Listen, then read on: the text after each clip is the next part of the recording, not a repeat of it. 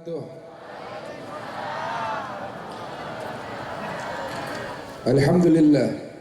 Alhamdulillahilladzi hadana li hadza wa ma kunna linahtadiya laula an hadana Allah. Allahumma salli wa sallim wa 'azzim wa karrim ala sayyidina wa maulana Muhammadin miftahi bab rahmatillah adada ma fi ilmillah salatan wa salaman daimaini bidawami mulkillah wa ala alihi wa sahbihi wa man wala amma ba'du. Alhamdulillah, sungguh teramat baik Allah subhanahu wa ta'ala, yang mana malam hari ini Allah ta'ala menganugerahkan kebaikan-kebaikan kepada kita sekalian, sehingga kita semua dipilih Allah berkumpul di tempat yang baik. InsyaAllah semua yang hadir orang-orang yang baik, di tempat baik, mengagungkan manusia yang paling baik, Nabi besar Muhammad sallallahu alaihi wasallam. Mudah-mudahan Allah subhanahu wa ta'ala melimpahkan kebaikan-kebaikan kepada kita sekalian. Allah perbaiki keadaan kita, Allah ta'ala perbaiki keadaan bangsa kita, Allah perbaiki keadaan masyarakat kita, dan Allah ta'ala perbaiki hubungan kita dengan Allah subhanahu wa ta'ala dan dengan Nabi besar Muhammad sallallahu alaihi wasallam. Amin ya rabbal. Alhamdulillah, majelis kita bertambah barakah, bertambah nikmat, bertambah khidmat dengan kedatangan para guru-guru kita, para orang tua kita, para masyayikh kita, yang insyaallah kedatangan mereka selaku pewaris Nabi Muhammad menambahkan keberkahan di atas keberkahan, menambahkan kenikmatan di atas kenikmatan, dan insyaallah berkah beliau menjadi wasilah tongkat estafet yang menghubungkan kita dengan Allah Ta'ala dan kekasihnya Nabi besar Muhammad sallallahu alaihi wasallam. Dan tidak lupa juga kepada seluruh jajaran Porkompimda atau yang mewakili, dan alhamdulillah juga hadir di tengah-tengah kita Bapak Kapolres Kuningan, Bapak AKBP Muhammad Ali Akbar. Masya Allah, namanya bagus banget, Muhammad Ali Akbar. Alhamdulillah beliau hadir di tengah-tengah kita. Mudah-mudahan masyarakat Kuningan khususnya kabupaten menjadi kondusif, dan insya Allah juga bisa senantiasa bersinergi menjaga kondusivitas, menjaga ketenangan, keamanan, dan insya Allah menjadi baldatun thayyibah wa rabbun ghafur. Amin ya rabbal. Habib Mualami, Habib Mual ngartos Sunda kaharti. Tadi pokalna bahasa Jawa aing teu ngarti. Ayeuna urang ngomong bahasa Sunda, abeh pokalna ayeuna teu ngarti. Masya Allah, kaset-kaset iya bu, doakan balik di Kuningan bisa nyandung. Tahu, udah amin aja ente deh. Alhamdulillah hadirin hadirat, mualami singkat padat, nu penting mah kahartos. Ngaji mah ulah lami-lami, nu saeutik nu penting kahartos. Ngaji seueur-seueur teuing, lamun balik teu meunang nanaon nyaah. Sebab orang datang ka dieu teh lain suatu kebetulan. Orang dongkap karena ieu majelis demi Allah bukan suatu hal yang tidak direncana. Tapi ketahuilah bahwasannya kehadiran kita di majelis ini telah ditentukan oleh Allah subhanahu wa ta'ala fi lauhil mahfud. Allah ta'ala telah tuliskan tentang takdir kehidupan kita yang dinyatakan dalam hadisul qudsi, bikatbi rizkihi wa ajalihi wa amalihi sagiyun au sa'idun. Allah ta'ala telah menentukan urusan kita, takdir kita, keadaan kita ketika kita 4 bulan dalam kandungan ibunda kita. Ditetapkan oleh Allah rizkinya, ditetapkan oleh Allah ajal, kontrak hidupnya di alam dunia. Allah tentukan amalnya, dia orang yang beruntung atau dia orang yang celaka, dituliskan oleh Allah subhanahu wa ta'ala jalla azamatu fil ula. Namun Allah yang maha baik, beliau menyatakan melalui lisan nabinya Muhammad, Allah Ta'ala menegaskan melalui wahyunya yang disampaikan oleh lisan sebaik-baiknya makhluk Nabi Muhammad, alladzi la yantiqu anil hawa in huwa illa wahyu yuha, yang tidak berucap, tidak berbuat melainkan wahyu dari Allah subhanahu wa ta'ala jalla azamatu fil ula. Nabi Muhammad beliau mengatakan, man yuridillahu bihi khaira yufaqihu fid din. Barang siapa orang, siapapun, apapun keadaannya, bagaimanapun dirinya, yang taat, yang asi, yang taat, yang maksiat, yang laki, yang perempuan, yang tua, yang muda, yang hartawan, yang du'afa, Allah nyatakan apabila Allah menginginkan kebaikan kepada seorang hamba, Allah berikan tanda, Allah berikan ciri, Allah berikan identitas. Apa tanda Allah menginginkan kebaikan kepada seorang hamba? Yufaqihu fid din. Allah berikan dia semangat, Allah rangsang hatinya, Allah gerakkan hatinya di dalam perkara urusan agama. Kalau Allah menginginkan kebaikan, Allah Ta'ala berikan semangat kepada dia dalam urusan agama. Dan ketahuilah, tidaklah sekelompok kaum di hatinya tergerak untuk mengagungkan daripada syiar-syiar Allah, maka menandakan masyarakat tersebut adalah masyarakat yang bertakwa kepada Allah Subhanahu wa Ta'ala. So, demi Allah, kita ni yang di atas panggung belum tentu kita yang pertama kali masuk surganya Allah. Kita yang di atas panggung belum tentu nggak mencicipi pedihnya daripada api nerakanya Allah. Demi Allah, mungkin di antara kita ada yang sedang duduk di warung, dia yang dapat rahmat dari Allah. Mungkin di antara mereka ada yang dulunya tukang maksiat, kemudian melewati majlis ini, kemudian dia pulang bertaubat kepada Allah, dia dapat rahmat dari Allah. Mungkin yang di bawah panggung, mungkin panitianya, atau mungkin daripada anggota TNI-nya, atau mungkin daripada anggota Polri-nya yang mengamankan jalan, yang mengamankan sehingga terselenggaranya acara ini dengan tenang, dengan nyaman, dengan baik. Wallah, tidak ada yang tahu. Sebab Nabi Muhammad beliau mengatakan, jangan pernah engkau meremehkan kebaikan sekecil apapun, karena mungkin di situ ada ridhonya Allah. Dan jangan pernah engkau meremehkan kemaksiatan dosa sekecil apapun, karena mungkin di situ ada murkanya Allah. Lihat di zaman Nabi Muhammad, seorang wanita ahli ibadah. Ini wanita tiap hari hadir di majelis Nabi Muhammad. Dia dekat dengan Nabi Muhammad. Ketika wanita tersebut meninggal, Nabi Muhammad meneteskan air mata. Sahabat bertanya, ya Rasulullah, apa yang membuat engkau sedih? Maka Nabi Muhammad menjawab, wanita ini terancam azab kubur. Wanita ini terancam azab kubur. Nangis Nabi Muhammad. Maka sahabat bilang, ya Rasulullah, wanita ini saya tahu orang baik, orang soleha, ahli ibadah.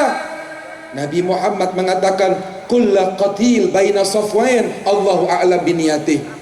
Berapa banyak orang yang meninggal dalam peperangan jihad di jalan Allah, mengangkat pedangnya untuk melawan orang kafir. Kalau perang maju paling depan, belum tentu menjamin dia masuk ke surganya Allah Subhanahu wa Ta'ala. Allahu a'lam biniyati, Allah tahu niatnya orang ini apa. Gak menjamin, walaupun dia meninggal dalam peperangan jihad di jalan Allah, gak menjamin dia masuk surga, kata Nabi Muhammad. Dan sebaliknya, an-nas fahkum bidzawakhir. Manusia ini kadang-kadang mengambil hak prioritasnya Allah, mencoba menjadi Tuhan, sehingga dia mengatakan bahwasannya si fulan ahli neraka, si fulan ahli surga. Wallahu a'lam, sesungguhnya Allah yang paling mengetahui. Ya Rasul, ini wanita ahli ibadah. Apa yang membuat dia terancam mendapatkan azab kubur? Nabi Muhammad mengatakan, ini wanita di rumahnya melihara seekor kucing. Ini perempuan di rumahnya melihara seekor kucing. Pernah satu kali dia keluar rumah, dia kunci rumahnya, dia kunci jendelanya, sehingga tidak ada akses untuk kucing tersebut keluar cari makan dan minum. Tidak sengaja dia menelantarkan seekor kucing. Gara-gara seekor kucing tersebut, ini wanita terancam azab kubur. Ahli ibadah. Dan di zaman Nabi juga ada seorang wanita, na'udzubillah, kerjaannya menjajahkan diri kepada laki-laki yang bukan mahramnya. Wanita ini tukang maksiat, dia berzina setiap harinya. Ketika meninggal, tidak ada masyarakat yang mau menyolatkan, tidak ada yang mau mengurus jenazahnya. Nabi bertanya, bi ayyi amal, apa yang membuat kalian melantarkan wanita ini? Ya Rasulullah, fahuwa asiyah, perempuan ini tukang maksiat, perempuan ini tukang zina. Layakkah kami menguburkan dengan layak? Maka Nabi Muhammad menjawab, ketahuilah bahwasannya perempuan ini diampuni dosanya oleh Allah Ta'ala. Sahabat nangis, ya Rasul, bi'ai a'mal, dengan amal apa yang membuat wanita ini dapat ampunan Allah Subhanahu wa Ta'ala? Nabi Muhammad menjawab, haddatsani Jibril. Jibril datang kepadaku mengatakan bahwa satu wanita ini melakukan suatu amalan yang dicintai oleh Allah. Suatu malam dia pulang maksiat, ketika di jalan dia melihat ada seekor anjing kehausan. Kemudian wanita ini berlari mencari mata air terdekat. Dia ambil dengan sendalnya, dia timba air, kemudian diberikan minum kepada anjing tersebut. Karena kasih sayangnya kepada seekor anjing, wanita tersebut mendapatkan rahmat ampunan dari Allah Subhanahu wa Ta'ala. Hadirin hadirat, kalau karena seekor kucing seorang wanita salehah terancam azab Allah, dan kalau karena seekor anjing seorang wanita mendapatkan ampunan dari Allah padahal dia tukang zina, lantas bagaimana hablum minan nas kita? Hablum minallah, hubungan interaksi kita kepada Allah Ta'ala. Sungguh dia maha baik, dia maha pengasih lagi maha penyayang. Bagaimana kasih sayang Allah kepada kita? Dari sekian banyak nikmat yang Allah anugerahkan kepada kita, wa in ta'uddu nikmatallah, seandainya di antara kalian ingin mengakumulasi, menghitung daripada setiap bilangan nikmat yang Allah berikan kepada kalian, wallah la tuhsuha, tidak ada satupun di antara kita yang mampu menghitung bilangan nikmat dari Allah. Nikmat yang kita rasakan maupun nikmat yang belum kita rasakan, nikmat yang sudah kita syukuri maupun masih banyak nikmat yang belum kita syukuri, nikmat yang kita minta kepada Allah, bahkan nikmat yang belum kita minta Allah berikan kepada kita secara cuma-cuma.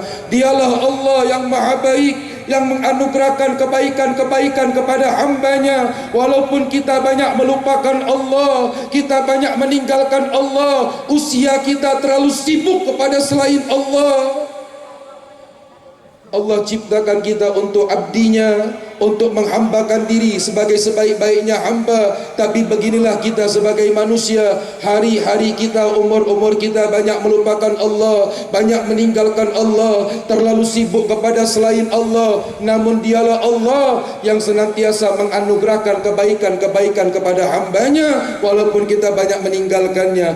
Allah menyatakan cintanya, wa idza sa'alaka abdi fa inni qaribun mujibu da'wati da'i idza da'an. Hambaku, sejauh apa kalian berpaling kepada Tuhanmu Allah? Allah nyatakan pinangannya, apabila hambaku bertanya tentangku, sesungguhnya aku dekat dengan mereka. Siapa yang lebih dekat kepada kita melebihi Allah? Kasih sayang Allah melebihi suami kita, melebihi istri kita, melebihi anak-anak kita, melebihi orang tua kita, melebihi sahabat dan kerabat kita, melebihi atasan kita, melebihi kesetiaan bawahan kita, melebihi kecintaan guru kita, melebihi kecintaan murid kita. Allahu Rabbul Alamin. Yang dulu Nabi Musa ketika berdakwah di jalan Allah 400 tahun, fa'amanuna illa qalilan, yang beriman sama Nabi Musa hanya 40 orang, hanya sedikit yang beriman sama Nabi Musa. Datang seorang kafir kepada Nabi Allah Musa, ya Musa, saya dengar kamu Nabi yang dermawan, berikan saya makan. Apa kata Nabi Musa? Kamu mengingkari saya, kamu berpaling dari ajakan saya mengajak kamu ke jalan Tuhan saya, tapi engkau mengingkari saya. Diusir sama Nabi Musa. Maka saat itu Allah Ta'ala menegur Nabi Musa, ya Musa, dia aku ciptakan dari ketiadaan, seumur hidupnya tidak pernah menyembah kepadaku, namun aku masih meminjamkan nafas, aku memberikan kesehatan, aku masih memberikan rizki kepadanya setiap hari. Sedangkan engkau wahai Musa, 400 tahun engkau berdakwah, kemudian engkau diingkarinya. Sekali saja dia meminta nikmat kepadamu, kemudian engkau telantarkan, langsung dihukum, dimarahi Nabi Allah Musa. Nabi Musa lari, nyari itu orang tadi. Ketika ketemu, ya fulan, ayo makan di rumah saya.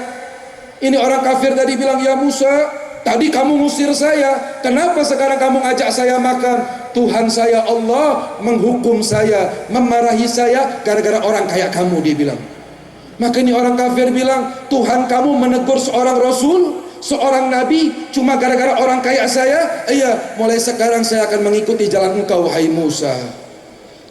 Dan kasih sayang anugerah Allah terbesar Allah wujudkan dengan sosok Nabi besar Muhammad. Lihat dalam suatu majelis Nabi Muhammad dengan para sahabatnya, ketika di majelis tiba-tiba datang seekor kucing. Itu kucing berjalan di tengah-tengah sahabat. Sahabat mau ngambil tuh kucing, mau ngebuang keluar.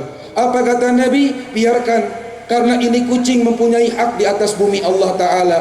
Dalam riwayat lain dikatakan Nabi Muhammad ketika ingin berangkat perang Badar, perang yang sangat dahsyat, ketika di jalan melihat seekor anjing sedang menyusui anaknya, maka saat itu Nabi Muhammad perintahkan seluruh jajaran sahabatnya untuk memutar cari jalan lain agar tidak mengganggu anjing dengan anak-anaknya.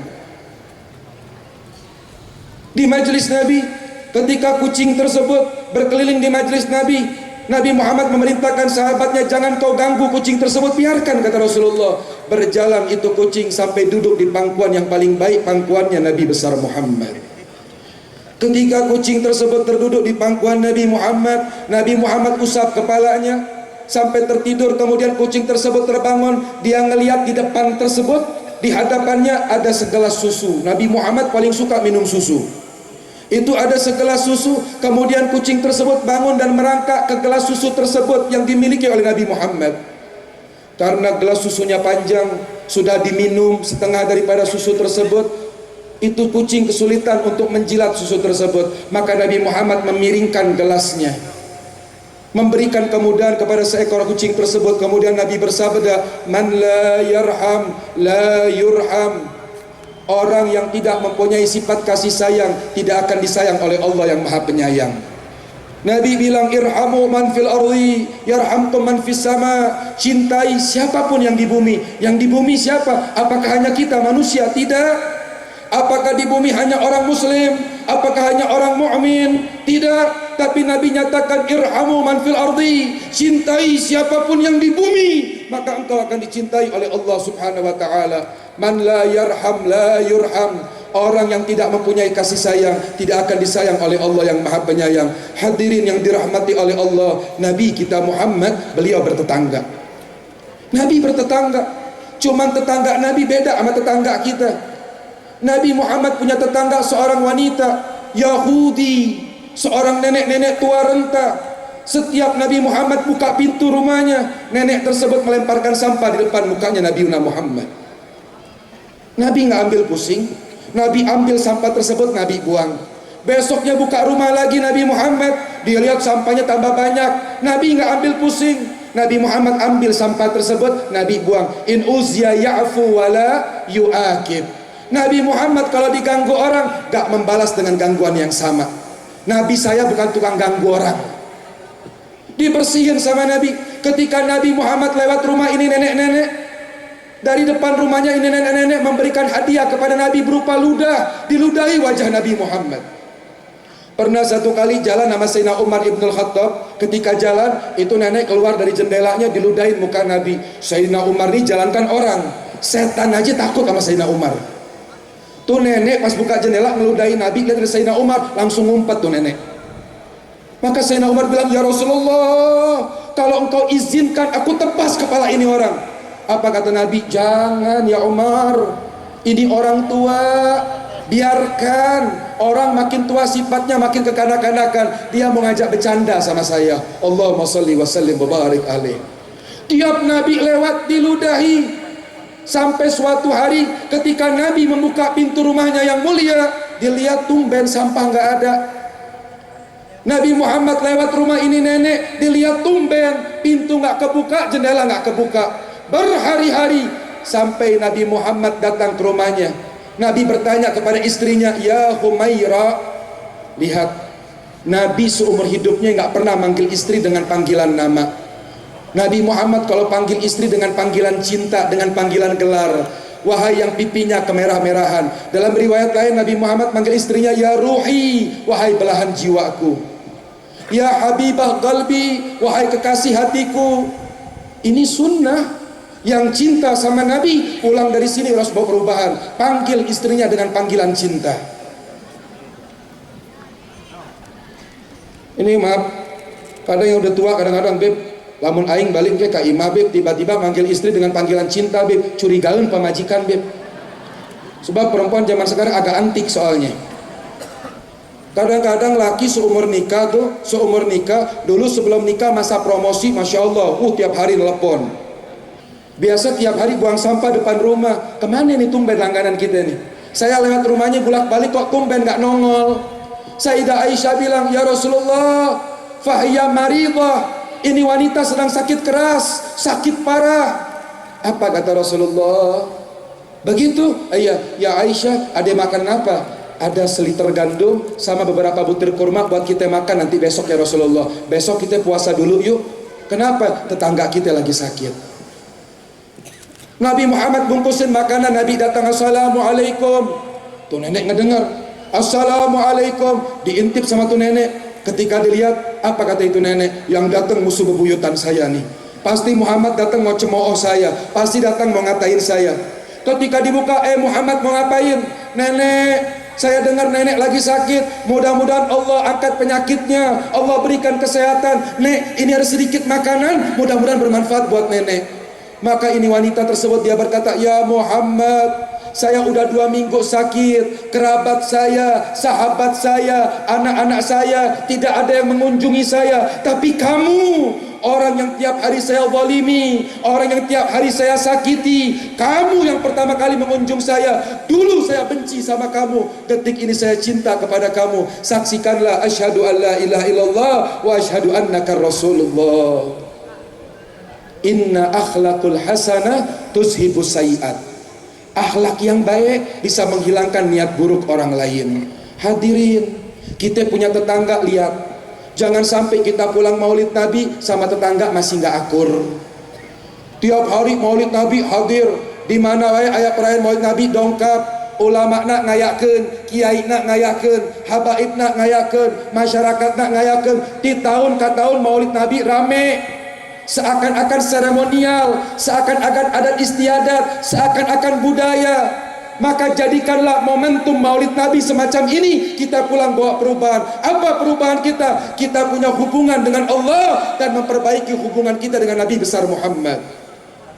Balik di maulid Nabi, pulang, fal yukrim jarahu, muliain tetangganya. Punten, ibu pasti mau jawab, Habib tetangga aing mah ngaliat ka cida Habib. Bu, ibu sekampung suka nggak sama ibu?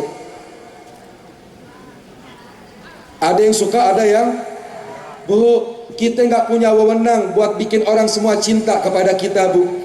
Kita nggak punya wewenang untuk mengontrol hati orang, tapi kita punya wewenang untuk mengontrol hati kita untuk cinta kepada orang lain. Kita nggak bisa menutup banyak mulut orang di luar sana, bu. Tapi minimal apa kata Rasulullah? Kita bisa menutup mulut kita agar kita bisa berbicara yang baik-baik. Habib, saya capek Bib, tetangga saya rese Bib, tetangga saya nggak baik Bib. Kita nggak dituntut sebagai muslim berbuat baik kepada orang yang baik kepada kita. Kalau kita berbuat baik kepada orang baik kepada kita itu biasa. Tapi kita dituntut oleh Allah berbuat baik walaupun kepada orang yang tidak baik kepada kita. Capek Bib, apalagi sama suami Bib, geluh aing teh Bib. Ibu, isi hati ibu saya paham bu. Karena apa coba? Perempuan ini problemnya cuma satu.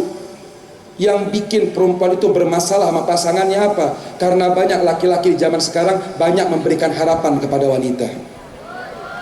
Wanita itu nggak suka harapan, tapi wanita suka kepastian.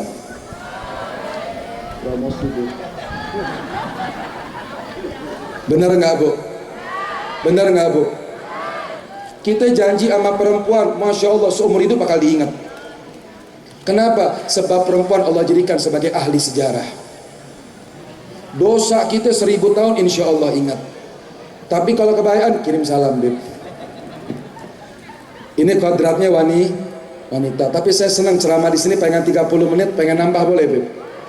Sebab saya lihat yang datang bidadari sorga semua Bib. Masya Allah. Habib pengen cari orang Kuningan boleh?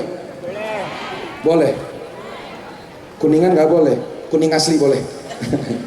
Masya Allah. Habib Rifki bilang, Bib, orang Kuningan Masya Allah nggak repot, Bib. Kenapa? DP-nya murah, angsuran seayakna katanya tuh. Enggak, Insya Allah, iya. Saya punya istri, saya sayang banget sama istri saya, Bu. Iya dong, sok tahu ah. Pemajikan-pemajikan orang. Bu, pulang dari sini, Bu, baik sama tetangga, baik sama suami. Bib, tetangga saya rese, suami saya megelin, Bib. Kenapa kita capek berbuat baik kepada orang yang gak baik kepada kita, Bu? Karena selama ini kebaikan kita masih karena manusia, belum karena Allah. Kenapa capek, Bu? Karena selama ini taat kepada suami karena kebaikan suami. Kenapa kita baik sama tetangga? Kalau tetangga kita baik, kalau nggak baik kita benci kepada dia. Kenapa? Karena selama ini kita berbuat baik masih mengharapkan kebaikan dari orang lain. Lillah, kalau kita berbuat karena Allah Subhanahu wa taala, maka kita tidak akan mengenal lelah. Lillah, tidak akan mengenal lelah. Buat, Bu, aplikasikan kehidupan kita semata-mata karena Allah taala.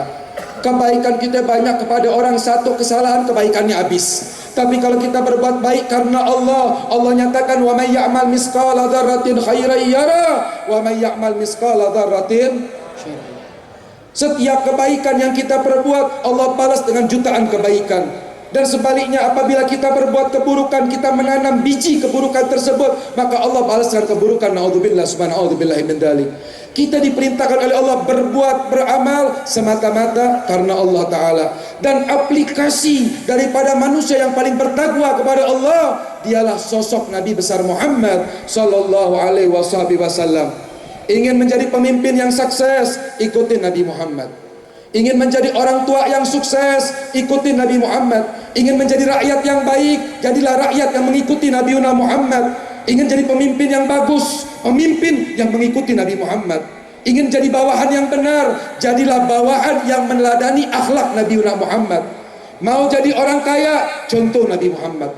Mau jadi orang miskin yang mengikuti Nabi Muhammad. Nabi bukan hanya sebagai uswatul hasanah, teladan yang baik, wa huwa uswa li ahlil makrub. Beliau teladan bagi orang yang ditimpa ujian. Beliau adalah orang teladan yang ditimpa masalah, ditimpa problem. Sebesar apapun problem kita di alam dunia ini, demi Allah, tidak sebesar apa yang dirasakan oleh Nabi Muhammad. Kenapa Allah menguji para kekasihnya? Kenapa Allah Ta'ala menggoda para kekasihnya? Allah nyatakan liyabluwakum ayyukum ahsanu amala. Allah pengen melihat kualitas, kuantitas kita sebagai abdinya Allah Ta'ala. Tetangga ganggu kita, yang gerakin dia ganggu kita siapa? Allah. Kalau kita benci sama dia, berarti kita benci kepada Allah Ta'ala. Kok gitu banget sih, Beb? Allah yang membuat hatinya menggoda kita. Kadang godaan dari tetangga itu surat cinta kita dari Allah Subhanahu wa Ta'ala. Diuji lewat suami, diuji lewat istri, diuji lewat anak. Apa tujuan Allah menguji melewat keadaan mereka? Tidak bukan dan tidak lain, Allah ingin melihat bagaimana aplikasi kehidupan kalian. Adakah kalian berbuat karena Allah? Adakah kalian berbuat dengan mengikuti tauladan yang paling baik, dialah Nabi besar Muhammad? Atau sebaliknya, kita hanya mengikuti hawa nafsu kita? Saya sering melihat, Bu, banyak orang zaman sekarang di luar, di sini mah nggak ada insya Allah. Banyak orang di luar, kalau dikatain orang, dicaci orang, apalagi mulut netizen, pedes, Beb. Itu kalau dicaci sama orang, Bu, langsung sakit hati, Bu. Ada orang ngomongin, langsung masuk ke hatinya. Ada orang ngatain, langsung luka hatinya. Tapi kalau ada orang mendoakan dia, ada orang nasihatin dia, ada orang ngasih kebaikan kepada dia, masuk kuping kanan, keluar kuping kiri. Ngedengar ceramah, dengar nasihat tiap hari, masuk kanan, keluar kiri. Tapi kalau dicaci orang, dikatain orang, dari telinga masuk langsung ke hatinya. Ini menandakan hatinya adalah tempat sampah. Karena hatinya hanya menyerap kotoran, karena hatinya hanya menerima keburukan, karena hatinya hanya menerima hal-hal yang tidak baik, sehingga terus mengotori dan mengotori hatinya. Kita besok meninggal, Allah nggak tanya sholat kita dulu. Kalau hatinya udah bersih, baru ditanya sholatnya. Awwalu ma yuhasib as-shalah, yang ditanya sholatnya, ditanya puasanya, ditanya ibadahnya. Tapi sebelum kita menghadap Allah, yang diprioritaskan oleh Allah kelompok VVIP siapa? Kata Allah Ta'ala, yang datang menghadap Allah hatinya selamat. Kita Masya Allah Bu, bisa ngejaga penampilan kita, bisa ngejaga pakaian kita. Wa huwa a'lam bidzati sudur. Tapi Allah tahu banget isi hati kita Bu. Banyak perempuan zaman sekarang, aplikasi doa sama aplikasi keseharian beda. Ya Allah, saya doakan suami saya bariku cerik di sejadah, bariku kosodan, minta ke Allah Ta'ala. Tapi lihat aplikasinya, suami baru keluar rumah, jangan. Suami baru keluar rumah, nih suami saya kayaknya mau kemana nih. Yang diijabah oleh Allah bukan doa melalui lisannya di sejadah, tidak. Tapi Allah nyatakan, ana inda dhanni abdi bi, aku sesuai prasangka hamba aku. Kita putus doa yang dititipkan kepada Allah dengan prasangka buruk kita kepada Allah Subhanahu wa taala. Naudzubillah summa naudzubillah min dzalik. Lihat amaliyah galab. Imam Syekh Abdul Qadir Jailani, beliau menceritakan dalam kitab Basyairul Khairat. Ini Syekh Abdul Qadir Jailani, beliau menceritakan ada satu orang ahli ibadah, tetangganya tukang maksiat Bu. Ahli ibadah, tetangganya tukang maksiat.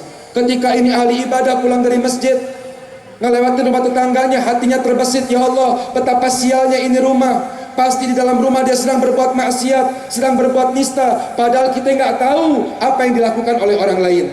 Hatinya terbesit pikiran seperti itu. Dan sebaliknya, ini tukang maksiat ketika dia pulang melewati rumah tetangganya, hatinya berkata, ya Allah, betapa beruntungnya ini rumah didiami oleh ahli ibadah, orang yang saleh, orang yang taqwa, pasti sedang beribadah, pasti sedang baca Quran, pasti sedang sujud, pasti sedang berlinangan air mata meminta kepada Allah, sedangkan saya masih berbuat dosa. Ini ahli maksiat husnudzon sama tetangganya yang ahli ibadah, yang ahli ibadah suudzon sama tetangganya yang ahli maksiat. Padahal kita nggak tahu Pak, di dalam rumah tuh orang lagi ngapain Pak. Yang ahli ibadah belum tentu lagi sholat, yang ahli maksiat belum tentu dia lagi maksiat. Ketika kedua-duanya meninggal, nih ahli ibadah mau masuk surga, ditanya malaikat, bi ai amal, dengan amal apa yang masukin kamu surga? Saya ahli ibadah, saya sholat, saya zakat, saya ilmunya banyak, kalau debat saya nggak pernah kalah katanya tuh. Oh kalau begitu tempat kamu di neraka. Protes dia sama Allah, komplain, kenapa ya Allah? Kamu melakukan suatu amalan yang menghancurkan amal ibadah kamu. Apa itu? Su'udzon bi ibadillah, sangkaan buruk kamu memvonis seorang hamba Allah padahal kamu nggak tahu. Dan sebaliknya nih ahli maksiat mau masuk neraka, kata malaikat entar dulu, loh kenapa? Tempat kamu di sorga. Protes juga dia, saya nggak pantas katanya jadi ahli sorga. Saya tahu identitas saya tahu keseharian saya, selama hidup saya suka maksiat. Apa kata malaikat Allah? Kamu melakukan suatu amalan yang disukai banget sama Allah Ta'ala. Apa? Husnuzon bi ibadillah, sangkaan baik kamu kepada hamba Allah. Terakhir, kita boleh benci kepada kemaksiatan, tapi kita nggak boleh benci kepada pelaku kemaksiatan. Benci sama kemaksiatan wajib. Kalau kita melihat kemaksiatan wajib fal yughayyir, rubah dari ahli maksiat menjadi ahli taat. Inilah umatnya Nabi Muhammad. Bukan dihancuri, bukan dimusuhi, bukan dijudge atau disebarkan keburukan aibnya. Habis dosa kita, kita dengan jari kita, dengan lisan kita membicarakan keburukan orang lain. Apa kata Allah? Allah akan bukakan keburukan kamu di dunia maupun di akhirat. Ya Allah, maka di situ Allah akan menjawab, labbaik ya abdi, ada apa wahai hamba-Ku? Maka di hari ini sama-sama kita meminta kepada Allah, mudah-mudahan Allah bersihkan hati kita, Allah terima taubat kita, dan Allah jadikan kita sebagai hamba yang pantas mendapatkan hidayah dari Allah. Amin ya rabbal. Walillahi asmaul husna fad'uhu biha faqulu jami'an ya Allah ya Allah ya Allah ya Allah ya Allah ya Allah ya Allah ya Allah ya Allah ya Allah ya Allah ya Allah.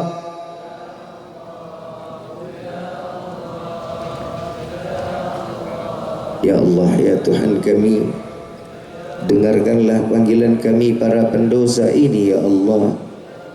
Ya Allah ya Tuhan kami, dengarkanlah panggilan kami para ahli maksiat ini ya Rabb. Ya Allah ya Tuhan kami, saat ini kami sedang mengenadahkan tangan di hadapan-Mu mengangkat dua belah tangan di hadapan-Mu.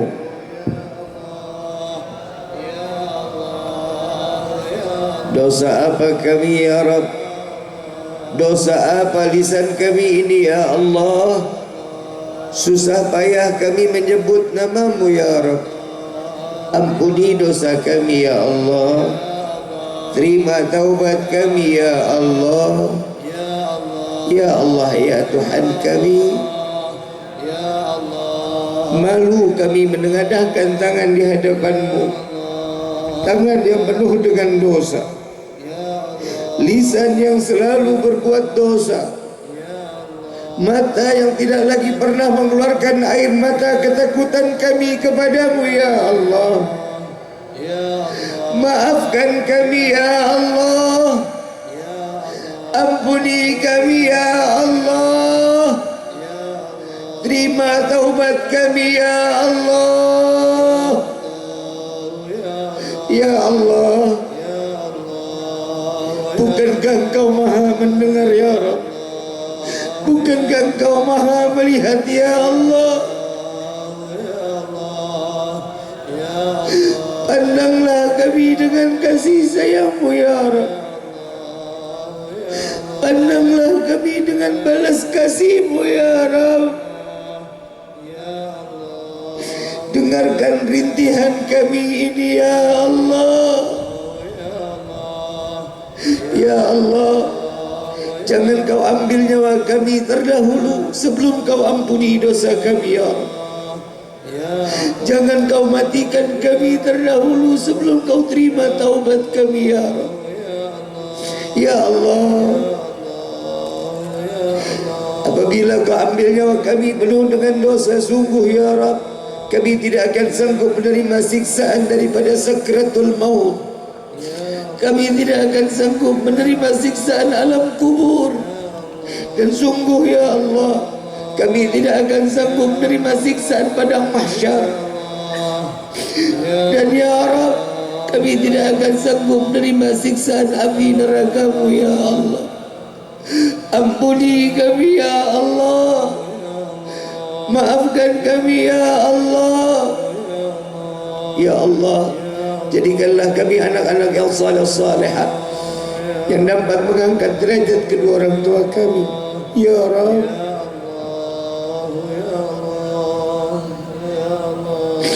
Panjangkan umur kedua orang tua kami ya Allah. Angkat derajat kedua orang tua kami ya Allah. Bahagiakan mereka ya Allah. Dan izinkan kami membahagiakan mereka untuk membawa mereka melaksanakan haji dan umrah dan berziarah ke makam Sayyidina Muhammad. Ya Allah ya Tuhan kami,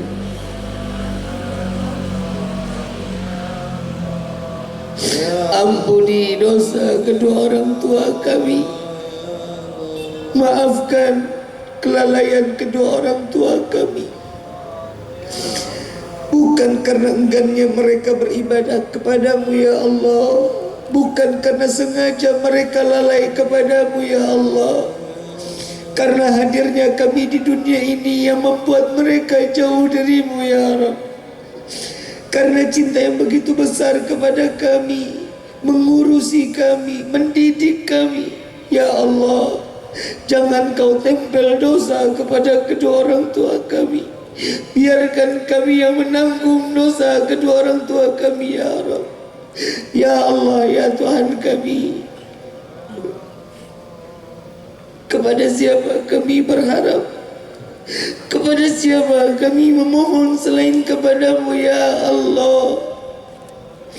Ya Allah, jadikanlah air mata yang keluar di malam ini menjadi saksi taubat kami kepadamu ya Allah.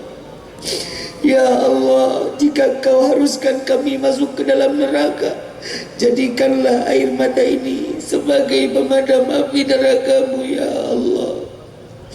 Ya Allah ya Tuhan kami, panjangkan umur kedua orang tua kami, sehatkan badan kedua orang tua kami ya Allah. Ampuni dosa kami terhadap kedua orang tua kami. Kepada ayahanda kami tidak pernah menghargai jeripaya ayahanda kami. Dari pagi sampai malam, hujan kehujanan, panas kepanasan, mencari rezeki yang halal untuk kami. Tidak jarang lisan ini mencaci, memaki, menghina ayahanda kami.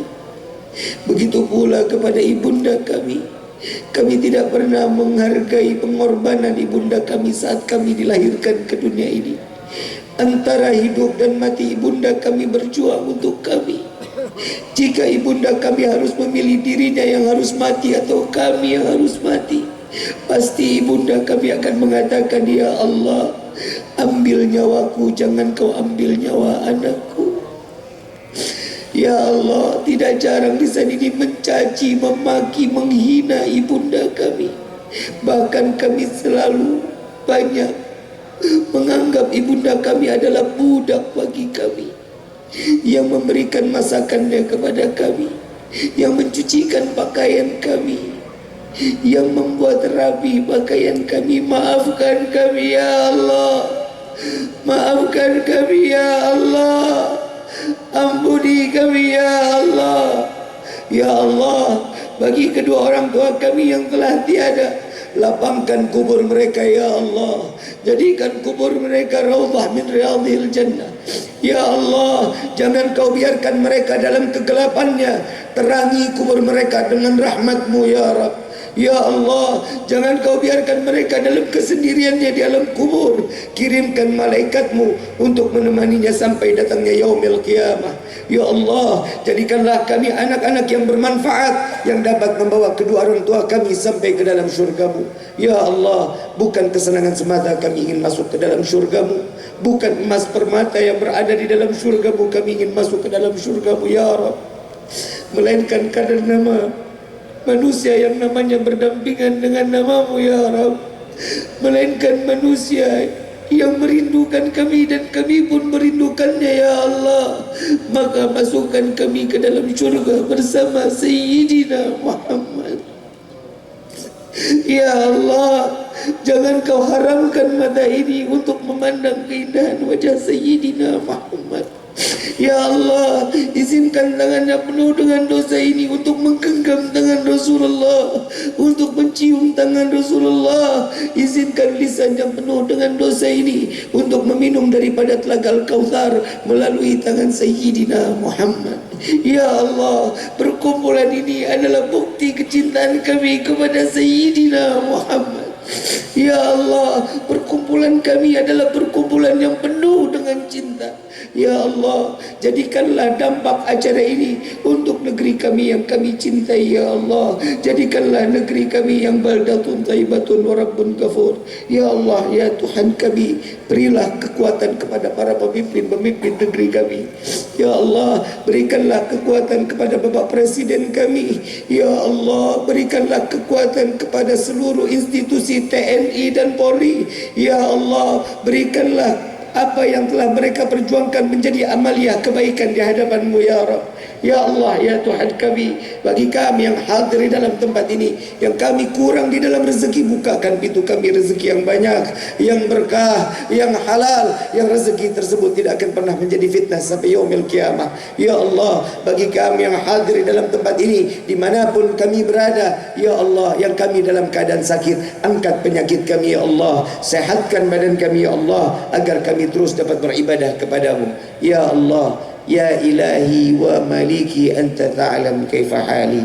Ya Allah, berikanlah keberkahan kepada terkhususnya untuk perusahaan Quinsa Media Group, terkhusus kepada seluruh keluarga besar Quinsa Media Group. Ya Allah, ya Tuhan kami, jadikanlah kami saudara dunia, kau kumpulkan kami persaudaraan kami sampai ke dalam syurga-Mu ya ilahi wa maliki anta ta'lam kaifa hali. Al-Fatihah bil qubul wa tamam kulli suru ila hadratur rasul bisiril Fatihah.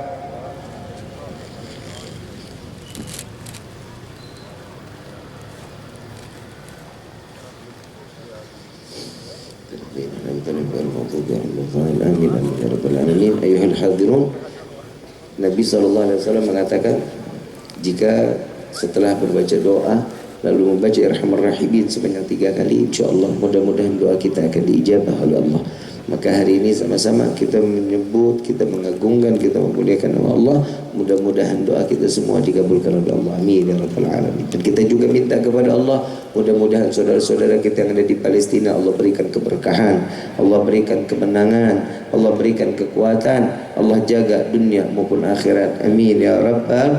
Dan semua untuk para guru-guru kita, para kiai, para habaib, para alim ulama, terkhusus pada mujahid, para penuntut ilmu di Pondok Pesantren Al-Khazini, mudah-mudahan mereka semua amal ibadahnya diterima oleh Allah. Mudah-mudahan dengan musibah yang Allah berikan, Allah hapuskan segala dosa-dosanya, dan mudah-mudahan kepada pendiri Pondok Pesantren Al-Khazini, baik yang telah tiada maupun yang masih ada, semua diberikan limpahan keberkahan oleh Allah. Amin ya rabbal. Dan juga saudara kita, guru kita, santri-santri kita yang ada, saudara-saudara kita santri dari Lirboyo, para kiai yang berada di Lirboyo, semua diberikan kekuatan oleh Allah. Allah angkat derajat mereka dengan setinggi-tingginya, dan Allah limpahkan keberkahan kepada mereka dari segala bentuk fitnah dunia maupun akhirat. Amin ya rabbal ya arhamar rahimin, ya arhamar rahimin.